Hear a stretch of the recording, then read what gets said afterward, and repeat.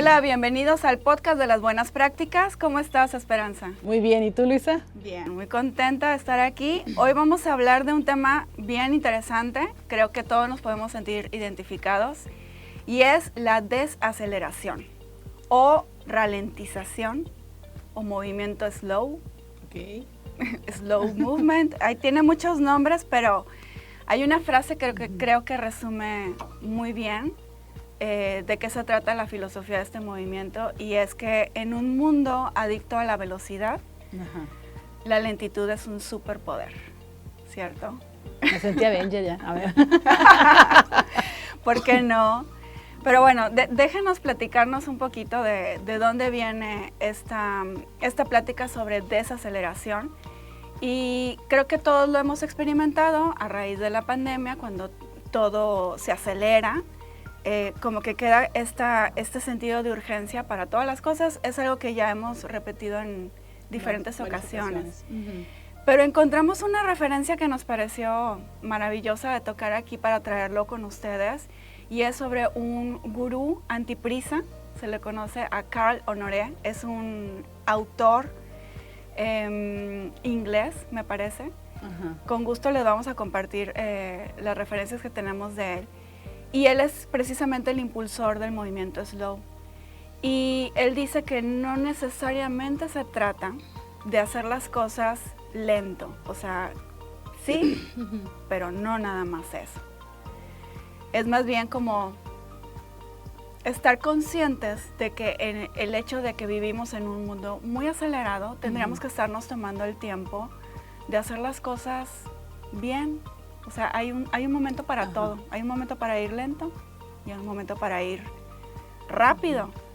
Pero en el medio hay todo un abanico de velocidades y de ritmos diferentes que a veces no estamos dispuestos a probar. O sea, o vamos lento porque ya estamos hasta,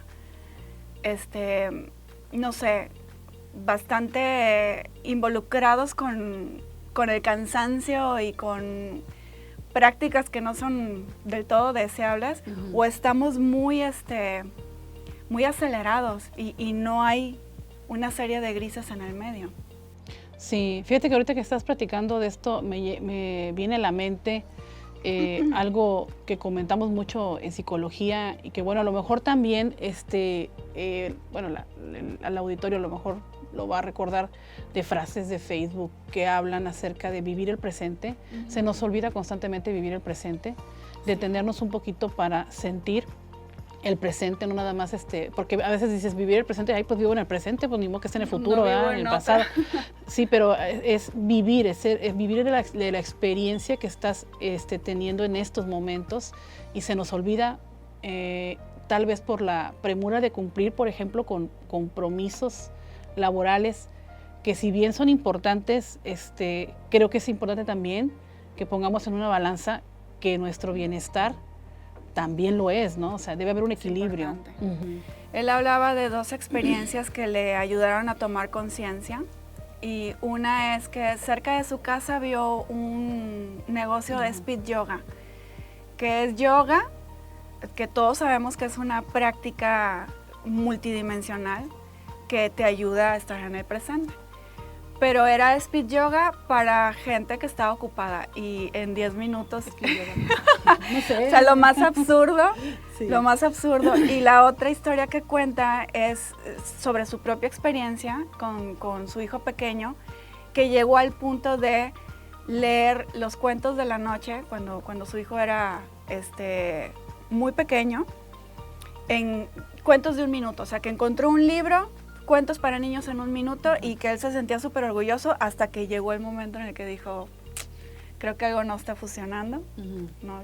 ¿Cómo vas a hacer ese tiempo tan íntimo, tan personal, tan familiar, tan valioso, en 1 minuto? Entonces es cuando cobra conciencia y se integra al movimiento slow. Ese como que hay esta tendencia, ¿no? A que, bueno, ya ves que lo que hablábamos en el otro tema de procrastinación, de que es importante organizar los tiempos y todo esto, pero bueno, que no se nos olvide que por organizar los tiempos organizamos hasta el tiempo del ocio, ¿verdad? O sea, o de estar con nuestra familia, ¿verdad? Si nada más le voy a dar 5 minutos. A veces son eventos o situaciones importantes que requieren un espacio, un tiempo y su lugar. No le damos ese lugar. Entonces yo creo que pues ahí es donde empieza, ¿no? De repente toda esta situación que se plantea de trastornos y ¿sabes, de ánimo, ¿no? ¿Sabes una cosa? Se me viene mucho también a la mente el hecho de que hay mucha gente que se considera multitask y que eso es motivo de orgullo.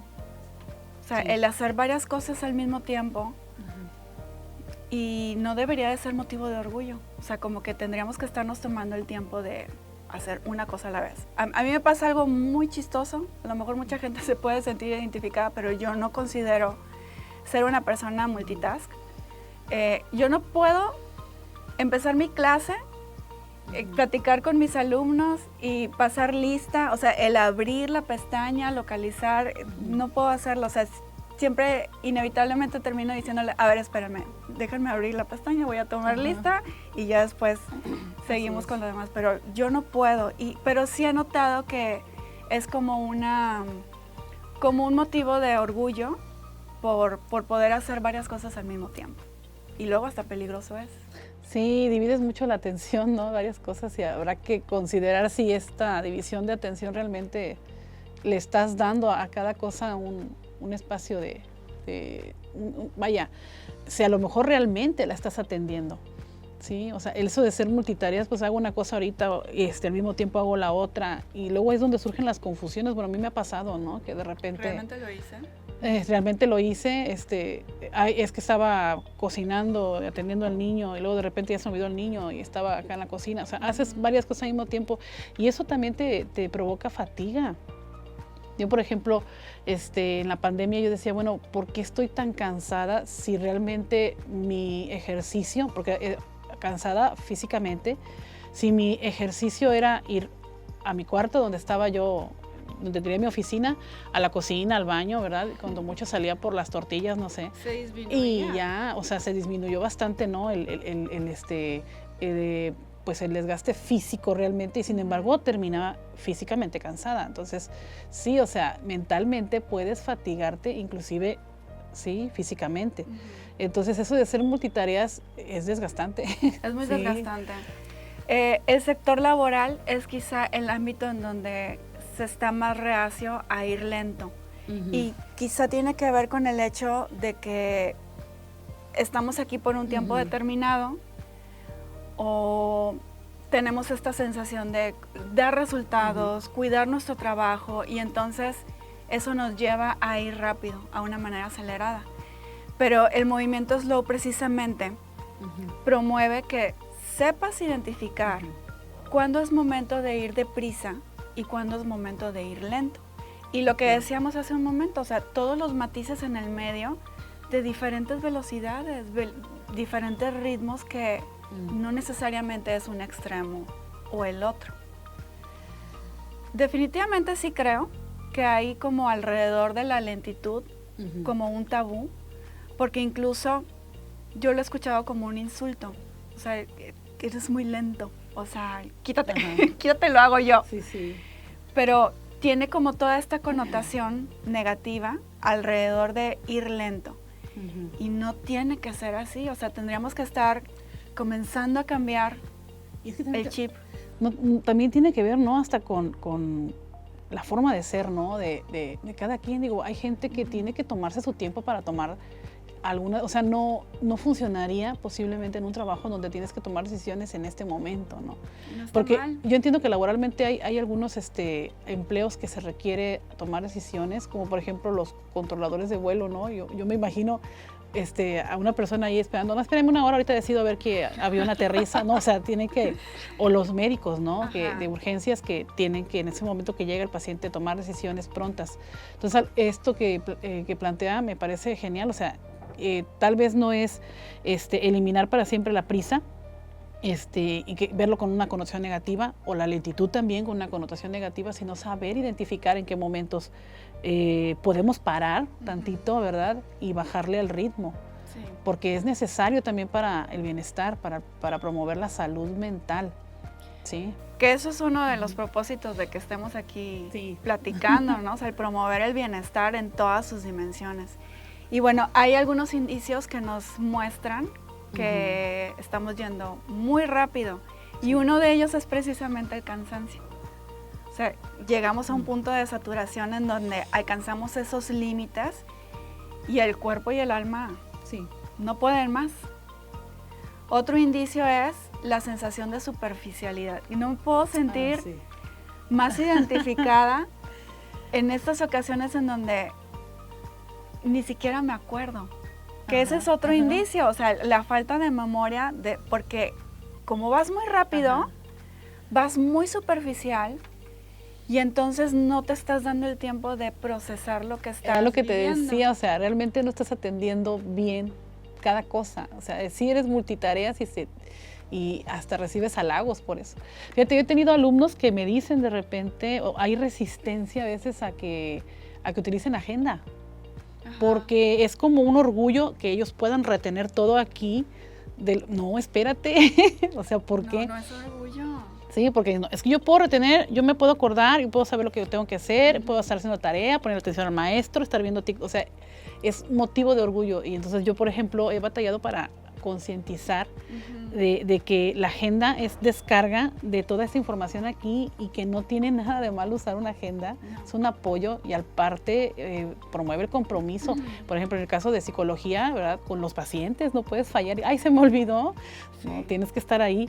Entonces sí hay este tabú con respecto a... Sí, pero fíjense, entonces es el cansancio, la sensación de superficialidad y la falta de memoria. O sea, si alguno de ustedes se siente identificado con esos tres aspectos, no le quede duda que está yendo muy, muy rápido.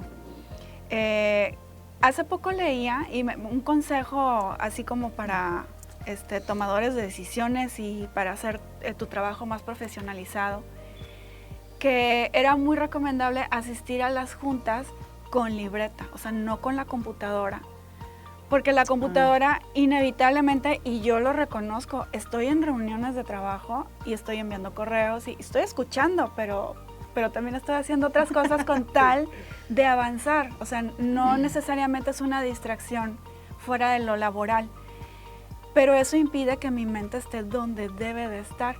Y el consejo era ese, mejor lleva una libreta, porque en la libreta te obliga a anotar lo que tú estás escuchando, y además da una mejor imagen, porque precisamente hay esa lectura sobre tu persona, ¿no? Sí. Que estás ahí, que estás tomando nota de lo importante, y que después tomarás otro momento de tu día laboral para atender lo que estás anotando. Sí. Pero eso también genera resistencia, ¿eh? Pues sí. Es que después de la pandemia, que también otro punto que te acuerdas que platicábamos de este tema. De la urgencia. De la urgencia y del apoyo total que tuvimos en la tecnología. Entonces, hay resistencia a reutilizar o a tomar notas. Luego dices, bueno, toma notas, ¿verdad? Pero en la tablet o en la laptop, y a veces ni ahí se quiere tomar notas, ¿no? Pero digo, ya hemos hablado en repetidas ocasiones de la pandemia y la sensación que deja. Sí. Y es ahí en donde no cabe duda. En una época de celeridad es en donde justamente hay que ir más despacio. Hay que tomarse ese tiempo. Hay una pregunta que nos encantaría que quien nos escuche y quien nos ve nos comparta, ¿no? ¿Cuál es el momento? Porque esto ayuda a tomar conciencia de lo que surge en momentos de lentitud, y es el hecho de cuándo surgen tus mejores ideas. ¿Tú has reflexionado sobre tu momento? Qué buena pregunta. Es cierto. Pues no, seguro que no es cuando estoy en estrés. No. ¿Sabes cuál es la respuesta número 1? ¿Cuál es? Cuando te estás bañando. cuando estás debajo de la regadera. Ay, es cierto. No, sí, hasta nos volvemos cantantes. ¿Por sí. qué? Porque es un momento de relajación. Sí, tienes razón. Para mí, el momento en donde me vienen más ideas es cuando estoy atendiendo a mis plantitas, regando jardín. Es un momento para mí de relajación y en donde no puedo ir más rápido. Reconozco que en algún momento sí pensaba, quiero tener una manguera así de bomberos y que tuviera el chorro y acabar más rápido. Pero me obliga a ir lento. Y entonces en esos momentos es cuando yo siento un estado de relajación y se me ocurren muchas cosas. Pero la respuesta número uno, cuando le preguntas a las personas, podemos hacer el ejercicio, hacemos una encuesta. Hágalo. Pero bueno, independientemente de eso, una gran herramienta es la meditación. Ya hemos hablado de ella. Sí. ¿Tú acostumbras a meditar? Fíjate que sí, y lo acostumbré después de la pandemia, bueno, durante la pandemia, porque estábamos todo el tiempo conectados y dije, no, me tengo que desconectar.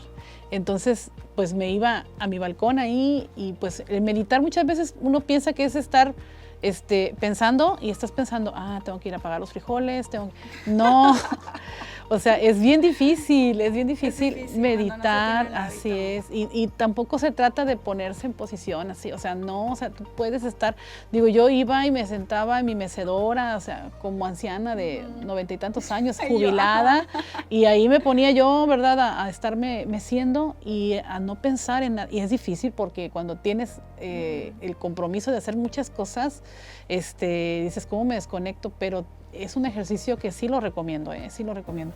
Es bastante recomendable porque cuando una persona hace constantemente meditación, cuando se tiene esa disciplina, el cerebro, la estructura cerebral comienza a modificarse y se forman más pliegues en la corteza cerebral. Y cuando tienes más pliegues en la corteza, te permite procesar más rápido la información. O sea, es la gran paradoja de este tema, la gran paradoja de la meditación como una herramienta. Porque si tú te tomas el tiempo para ir lento, tú vas a procesar y asimilar las cosas de manera más rápida.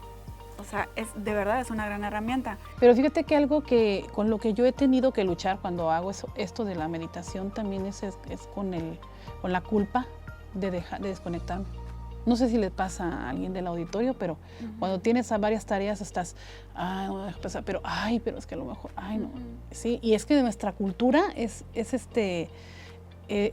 pues no sé, se reconoce más a la persona que está siempre haciendo algo. Cuando no está haciendo nada, a ver, tú que no estás haciendo nada, ve a sacarme, por favor, o sea, ¿sí me explico? O sea, por eso siempre carguen con no se valora. Yo sé que si algún alumno nos ve, va a decir, mi mamá, ¿sí me explico? Yo soy mamá y he tenido que luchar con eso, ¿verdad? Porque tengo aquí la voz de mamá diciendo, pero tienes que hacer esto, ¿qué haces aquí flojeando? Tomándote tiempo para Tomándote tiempo para hacer nada, o sea, tiempo, o sea, ¿sí me explico? Entonces yo creo que uno lucha más consigo mismo. Sí. Y ya que decides meditar, ahora sí, ese es un preámbulo para desacelerarte, ¿no? O sea, pero pues si no intentas, no empiezas, pues ¿cuándo? Bueno, yo sí tengo el hábito, quizá no la disciplina de todos los días, pero sí tengo el hábito de meditar. Y justamente en los días en donde van a ser más pesados, más difíciles o más largos, es en donde más me tomo el tiempo de hacerlo. Y la gente cree, como tú decías, que se trata de poner tu mente en blanco. O sea, la mente humana no puede estar en blanco. Tú le tienes que dar un trabajo a la mente para que se calme. Y el trabajo es que se concentre en tu respiración.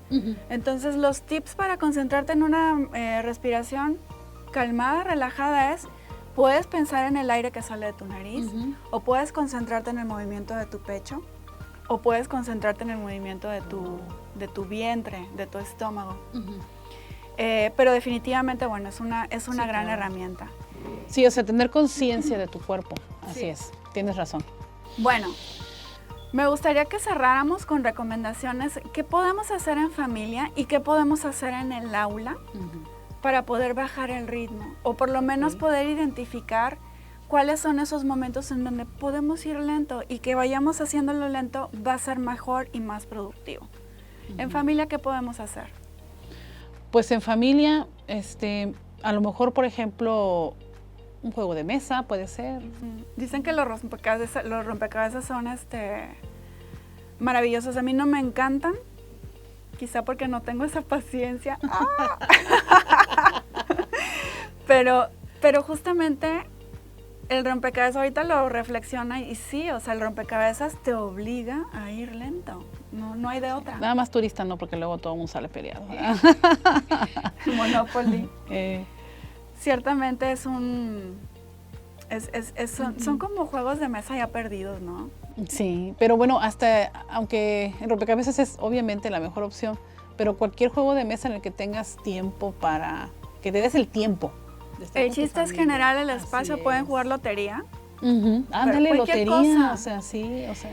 Es bien importante el espacio en familia, pero el espacio lento, porque es justamente cuando le enseñas a los más chicos las habilidades sociales, que son prácticamente la clave del éxito de su futuro personal y profesional. Cuando estamos en momentos lentos y en familia y que no estamos atendiendo celulares ni otra cosa, estamos nada más nosotros, así es cuando ellos comienzan a relacionarse de una manera más sana y más adecuada. En el aula. Pues en el aula, fíjate que puede ser precisamente dejar de tener miedo a que de repente el grupo platique, reflexione, debata. A veces hay docentes que no les gusta escuchar el ruido porque piensan que es relajo, pero a veces están platicando porque están comentando, ¿verdad? Y si tú preparas una dinámica en la que obviamente vas a dirigir ese debate, pues un poquito de ruido no pasa nada, porque al final de cuentas es parte de la socialización del aprendizaje. Hay que Entonces, ser tolerantes. Eso también puede ser, ¿no? O sea, esos 5 minutos de debate donde ellos estén platicando entre ellos y tolerar esos 5 minutos, ¿verdad?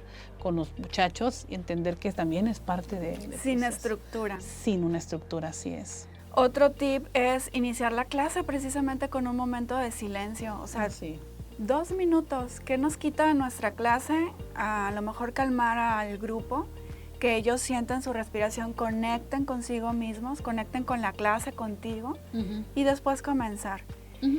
Y el otro es hacer los apuntes a mano, o sea, es muy sonado, incluso a veces hasta lo compartíamos ahorita, ¿no? Sí. Como en las reuniones no lo hacemos, pero es bien recomendable. Cuando hay apuntes a mano, hay un procesamiento de la información. Cuando escribimos en el teclado, no es así. Definitivamente pensamos que la única manera de ser productivos es yendo rápido, pero es una de las grandes mentiras de esta cultura tan veloz. Entonces aquí está nuestros 2 pesos del tema, la invitación a ir lentos, a elegir sus momentos, y esperamos que esto sea enriquecedor para ustedes. Muchas gracias. Gracias. Hasta pronto.